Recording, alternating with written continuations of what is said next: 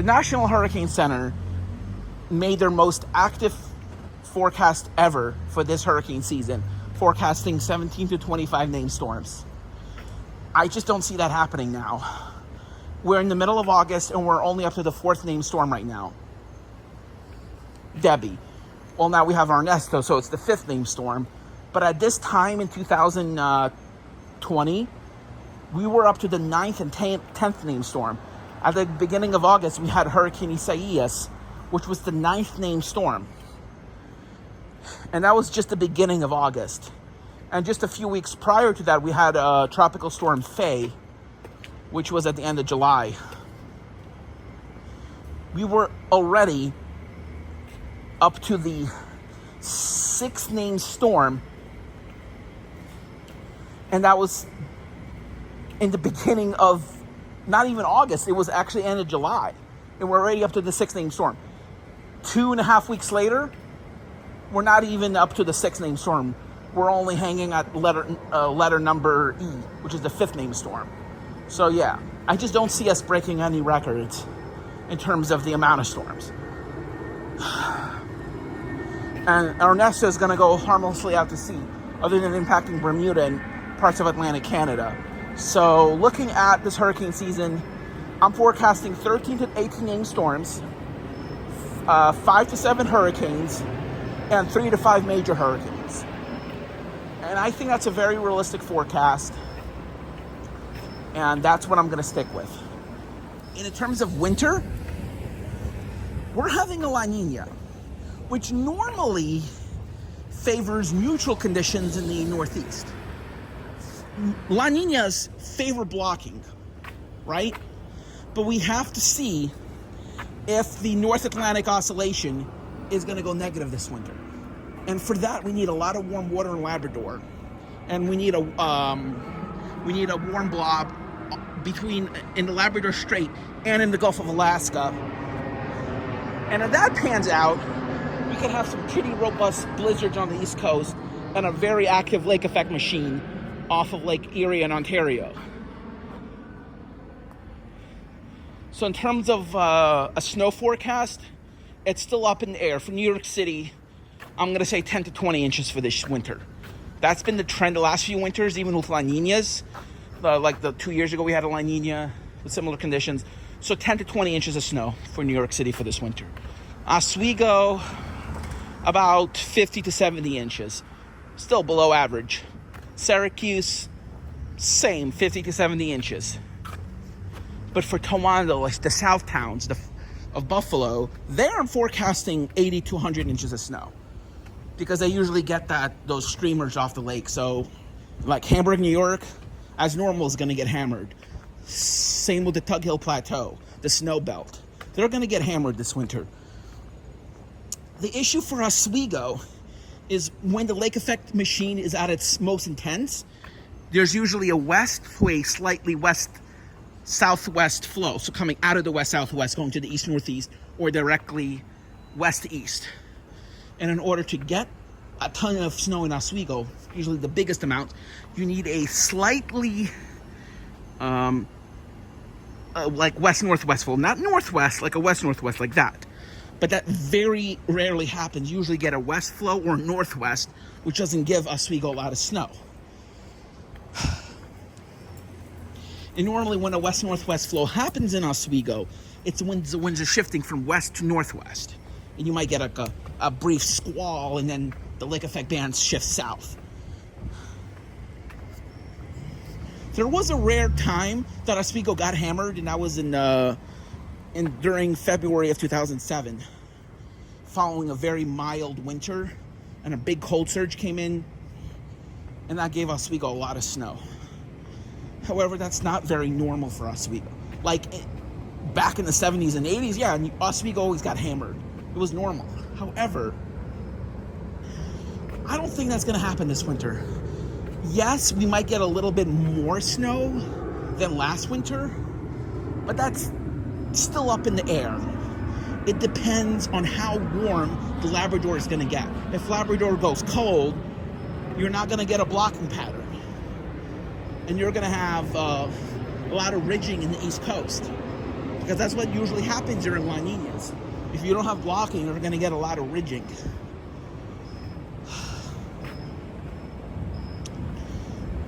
There's going to be ridges and ridges building in. So like the West Coast is going to be nice and cold. The East Coast is going to be warm, like what happened in 2011, 2012. However, there's also a possibility we could have a winter like 95, 96, or 2010, 2011. That's also possible. That's why La Niñas are always a wild card for the Northeast.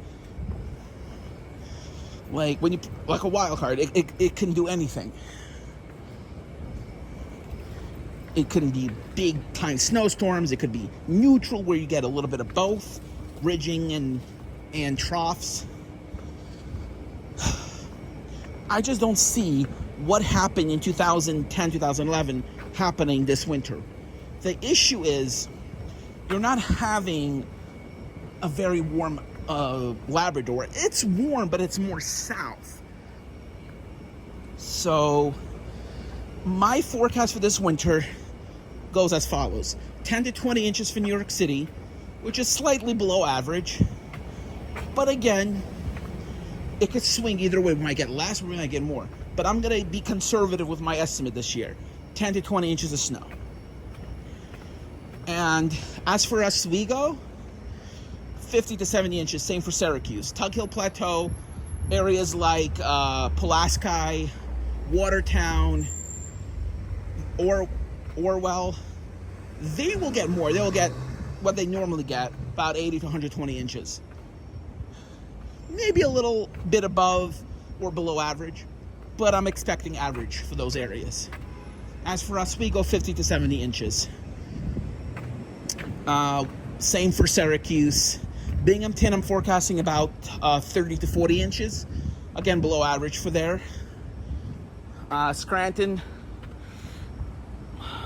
about the same, maybe 40 to 50 inches. However, the further west you get away from the coast, you'll have more chance of snow, as those coastal systems or inland runners tend to bring more snow on the backside of those systems. So Boston, about 20 to 40 inches. Worcester, 50 to 60 inches. Actually, I even think that might be a little too high for Worcester. I would say 40 to 50 inches for Worcester this year. So definitely below average.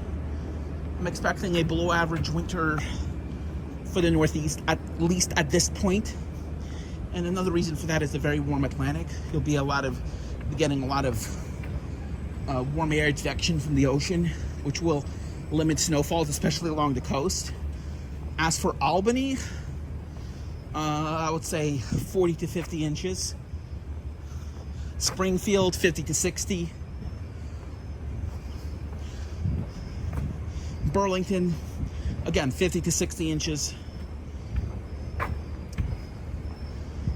So I'm expecting the snow belts of Erie and Ontario to get what is typical, especially where you get those really intense bands. However, and another reason I'm expecting like average or even above average snow is, say we have a very mild winter, then you get a couple of cold blasts that deliver big time lake effect snows. That might just put you way above the average, like what happened in Hamburg in the end of November when they got 6 feet of snow. One cold blast had all it took, and Oswego was well below average, while the South towns broke all records. They broke every conceivable record. So lake effect snow is also a wild card as well. But with winters getting more milder because of climate change, I don't see Oswego getting or breaking any records. I'm just reiterating that.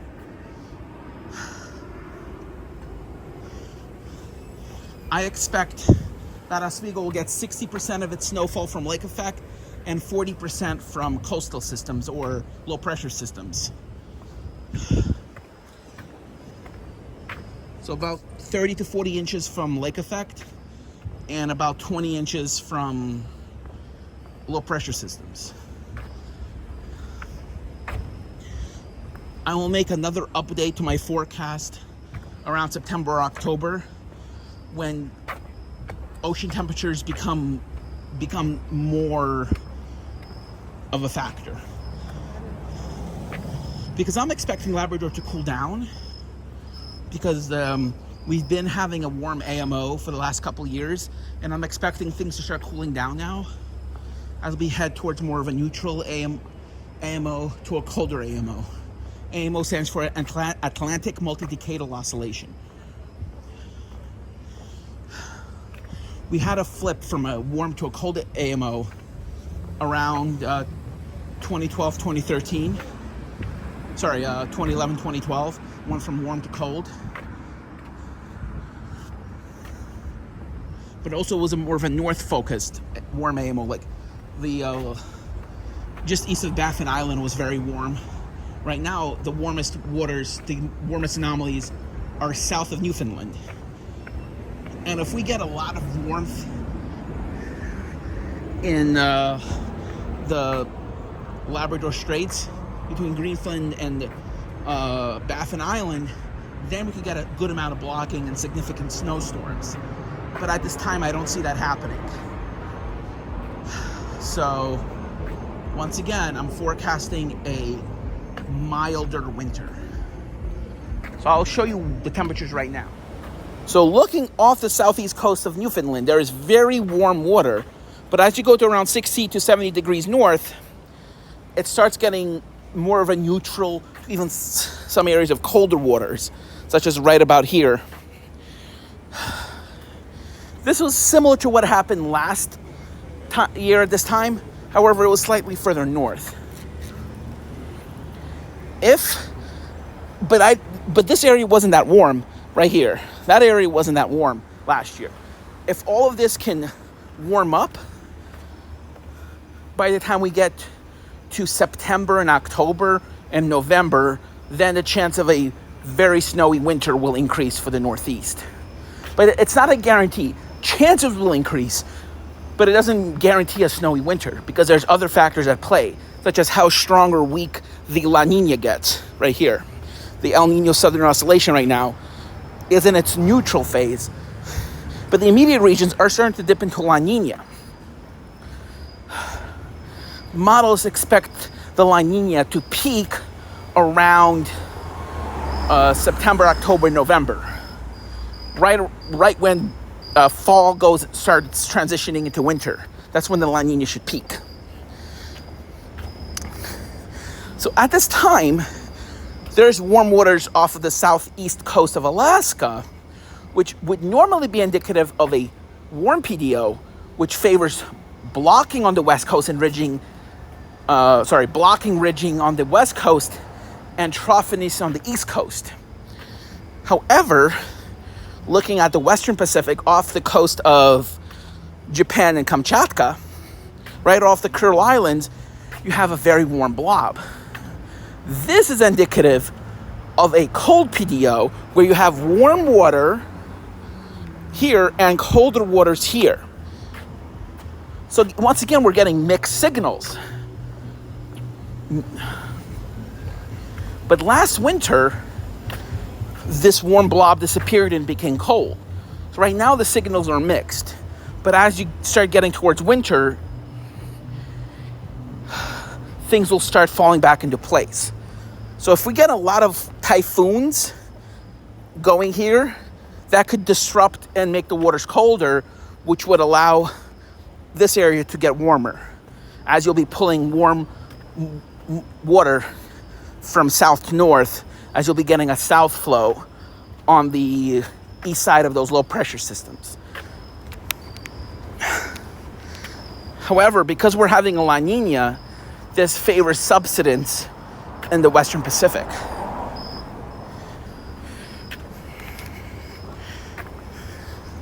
Actually, no. La Niñas do favor.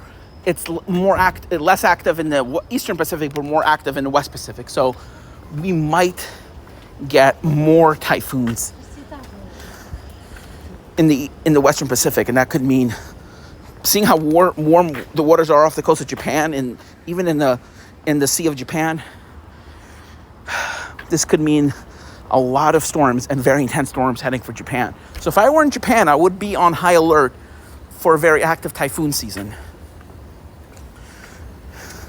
especially as we get into the peak of typhoon season around September and October.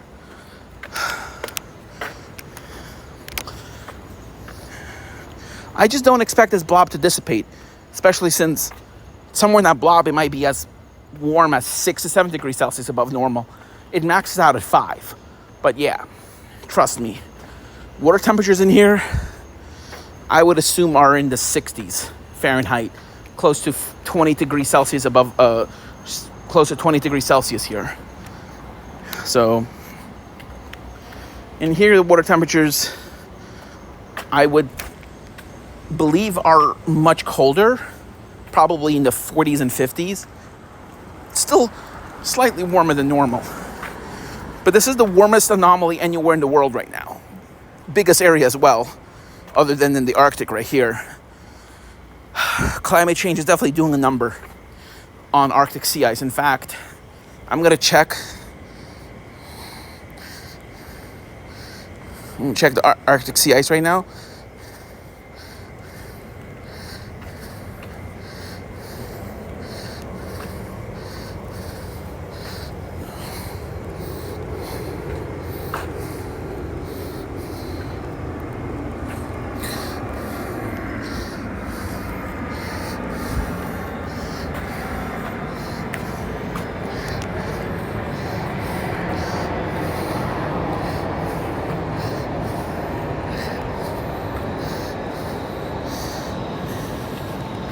What the?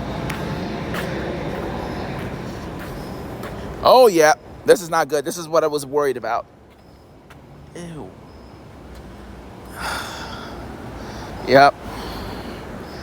Oh, my God. The rats everywhere. Ugh. Okay, that's good. Looks like we're not going to break a record. Oh, I was a little worried.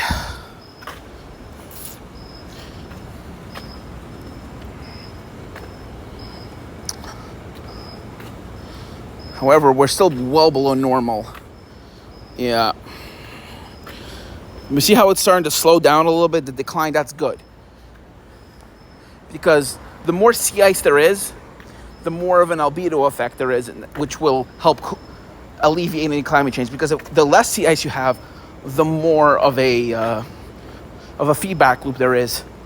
Loss equaling more loss. So on and so forth. So anyway, that's not looking good. We're still below any of those previous years. We were definitely on our way to breaking a 2012 record for lowest sea ice concentration.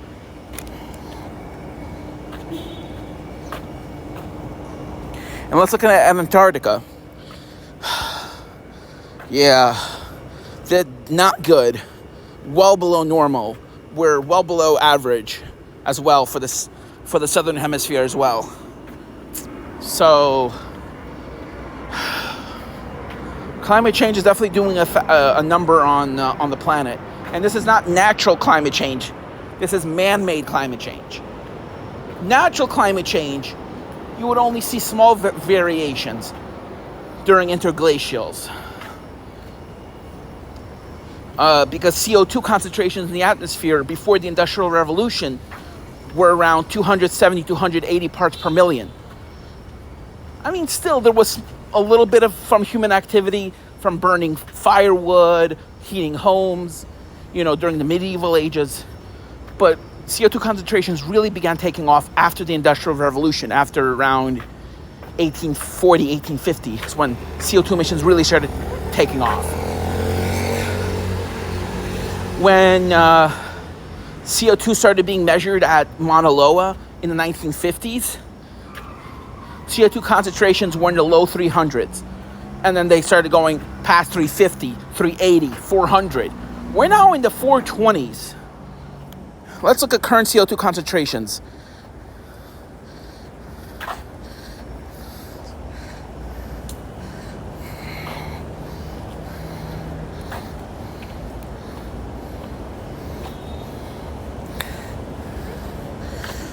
So right now, considering we're having a post-pandemic economic and global rebound, some more carbon is being burned. Look at this. Almost 4 points increase. During the pandemic, it was about 2 points. So definitely, CO2 concentrations in the atmosphere are going out even faster. Because I was looking during the pandemic, like compared 2009 to 2020 and 2020 to 2021, it was about 2 points increase, 2.5. This is almost a whole 4 points. This is like 3.8, 3.7 increase. And this has nothing to do with volcanic activity, almost nothing. This is entirely has to do with man-made activity.